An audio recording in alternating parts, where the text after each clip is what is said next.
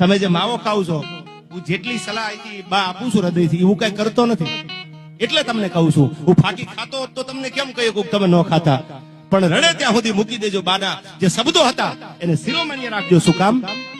સાહેબ, ગરીબ પરિવાર હોય અને એમાં કેન્સર ડિટેક્ટ થયું આનું, તમને ખબર છે જડબું આખું તોડવું પડે, ઓપરેશન કરવું પડે.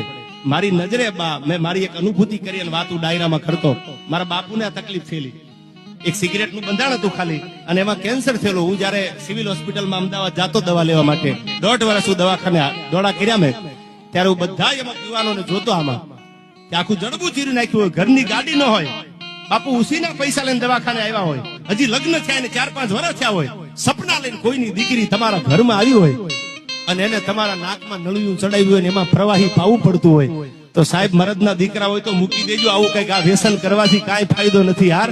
પરિવાર જો પીડાતો હોય, તમારી એક ભૂલે આખા પરિવાર